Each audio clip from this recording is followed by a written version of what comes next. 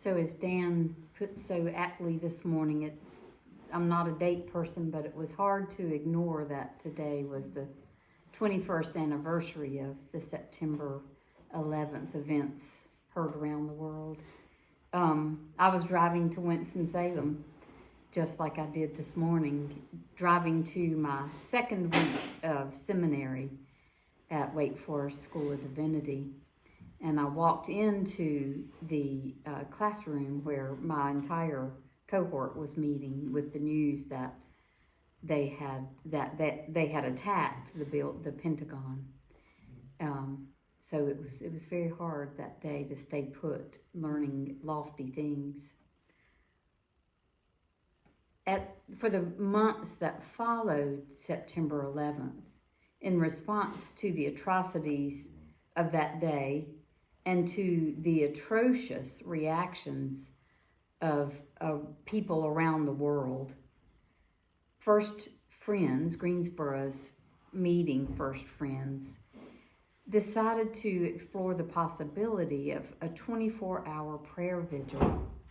It was to start at noon on December the 31st and then go for 24 hours. Their meeting house was open and there were people there to pray until noon on New Year's Day.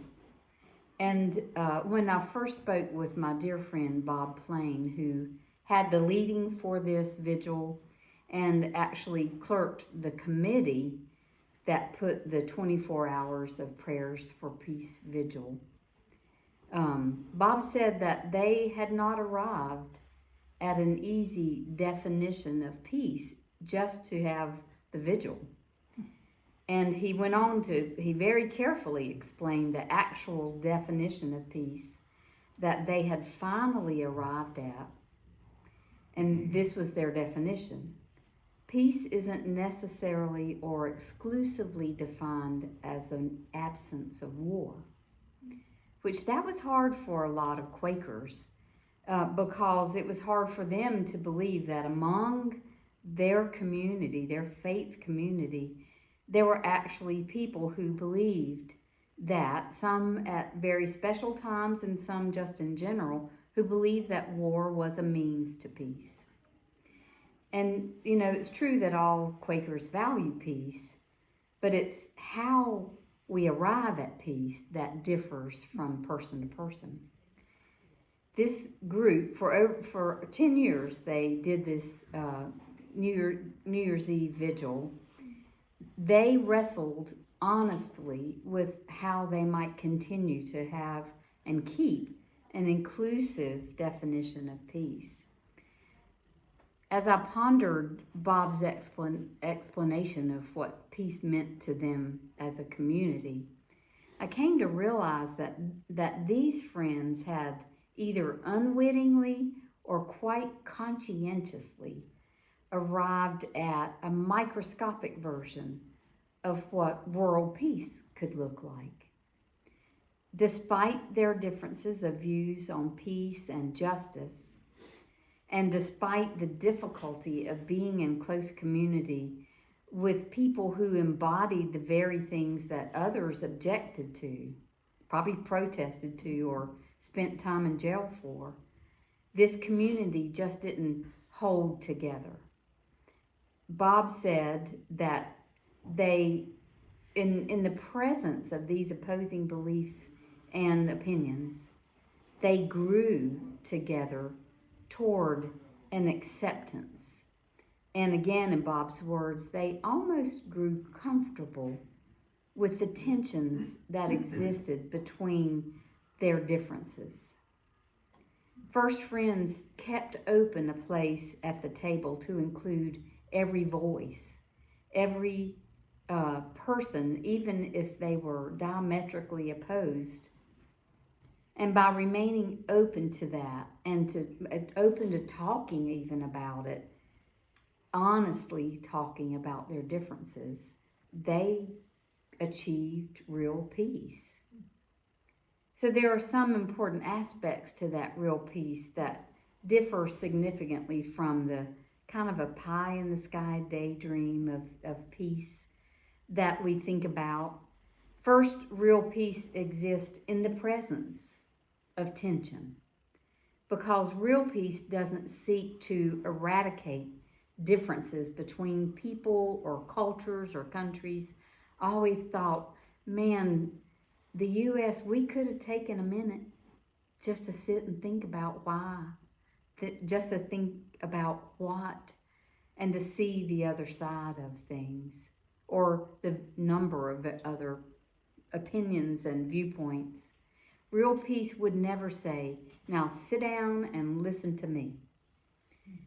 Real peace that lives in the tension of differences requires an attitude that's willing to say, let's seek to understand each other so that we can find viable and inclusive solutions together, not we and they. People who seek real peace have to come to the table with genuine curiosity and a sincere desire to find common ground. Somewhere in it is common ground, even when what is revealed in the dialogue could create tension. I like the 11th chapter of Isaiah as an illustration of this. It's probably a metaphor for peace that you could cite with me. The wolf shall live with the lamb, the lion shall lie down with the kid, the calf and the lion, the leopard shall lie down with the kid, the calf and the lion and the fatling together, and a little child shall lead them. If you stop to think about that text, it doesn't tell us that all these animals had to give up their differences in order to have peace. That's peacekeeping, not peacemaking. We don't read about the wolf becoming a lamb or the lion becoming a calf, tamping down its energy. We don't hear that the leopard has to hide its spots in order to fit in or to maintain some kind of facade of peace. These animals are able to live together in peace despite their differences. Real peace doesn't come out of uniformity or exclusiveness. I remember in yearly meetings someone saying, we could just chop off the 10% on one side and 10% on the other side. We'd be happy. And a woman from Western yearly meeting leaned over and whispered to me, she said, yeah, we did that. It didn't work.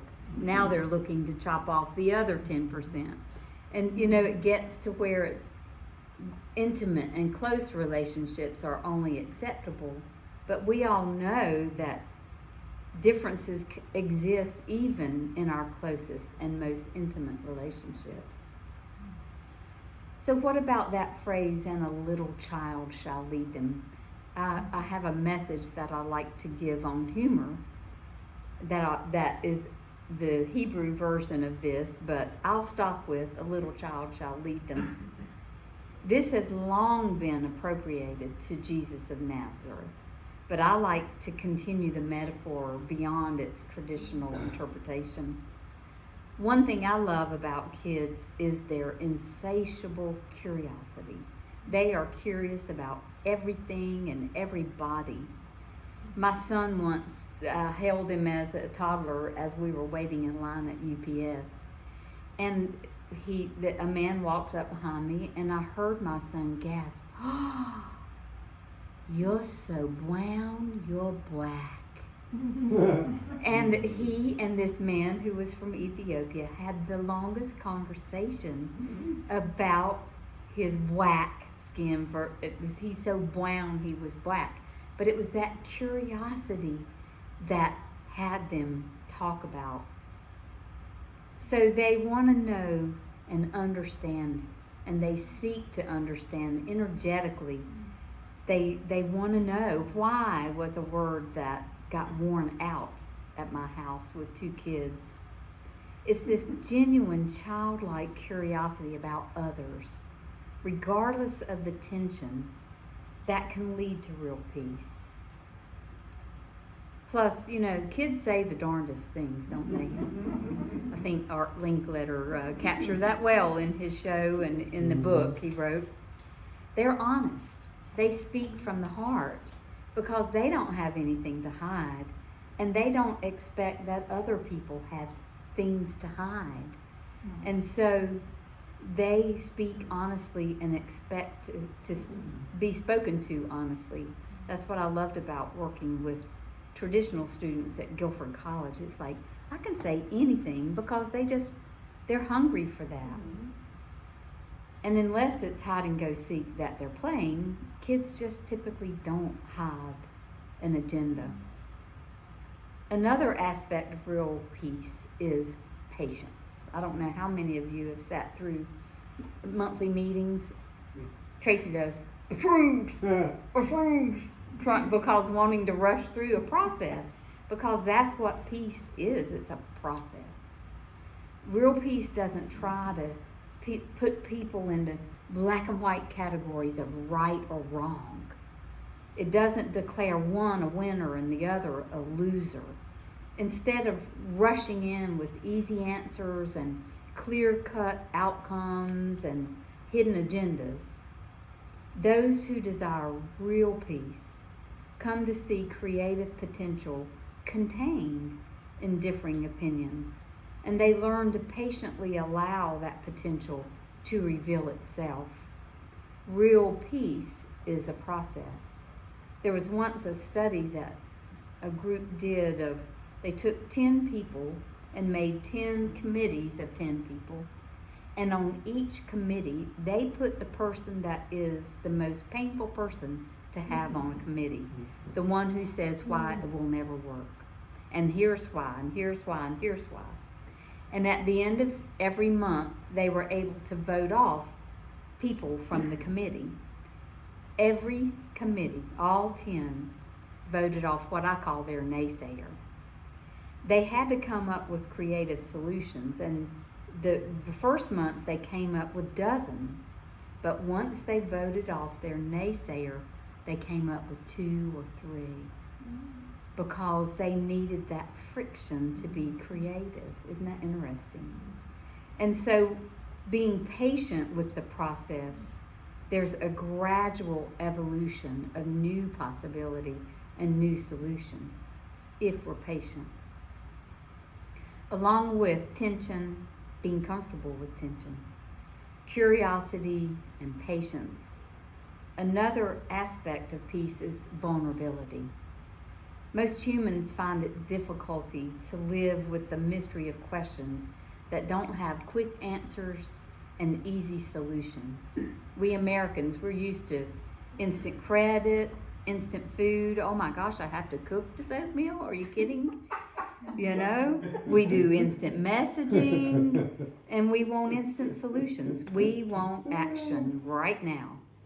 So then rather than be vulnerable to what is unseen or unforeseen, we rush to reduce that tension. It doesn't feel good to have tension. So we rush to resolve it and eliminate differences. And that might be as blatant as a witch hunt, which is part of our history of eliminating differences. And it may be as surreptitious as legalized bigotry.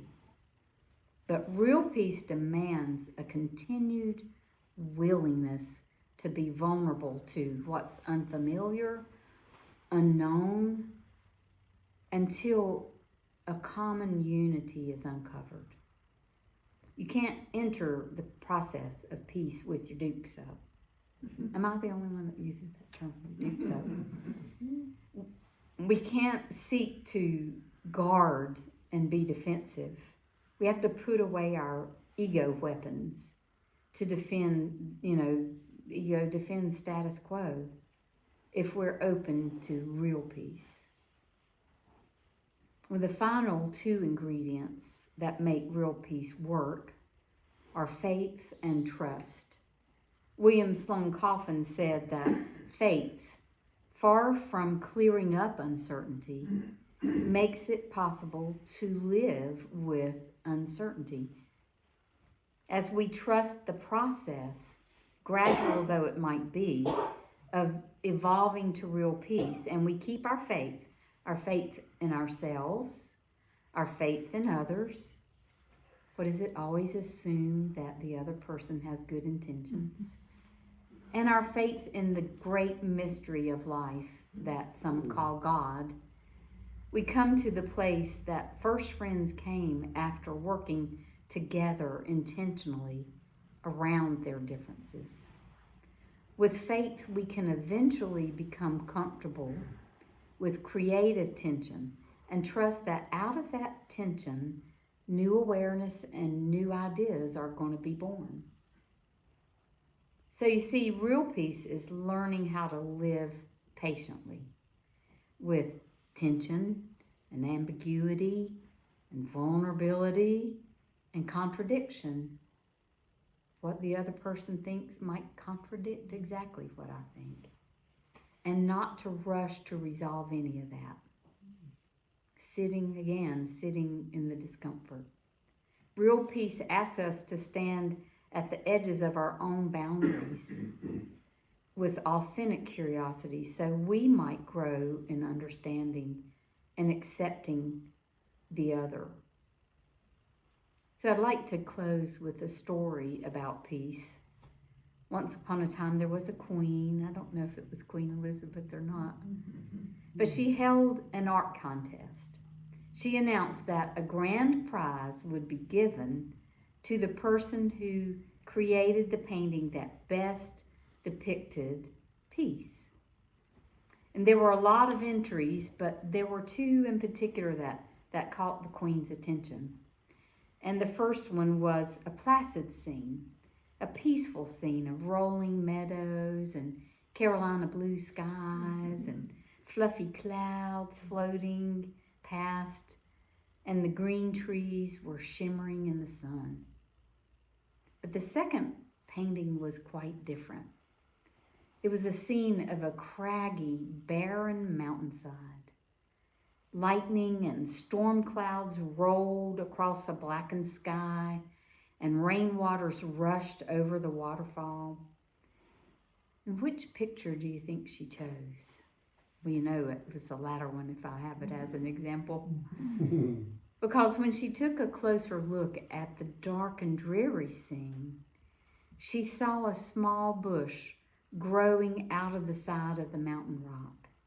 And in that scraggly bush was a mama bird feeding her babies. It was the portrait of real peace. Real peace isn't picture perfect. It's not a heavenly peace that's free of conflict and trouble and hard work. It's not a faraway place we can fly off to. Real peace is vulnerable.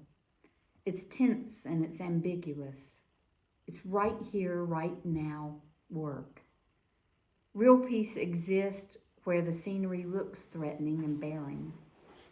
But when we are willing to peer closely into the scary places, even the scary places inside of ourselves, when we take a closer look with patience and curiosity through the eyes of faith and trust, then we can see the possibility of real peace. And so it is. Amen. Amen.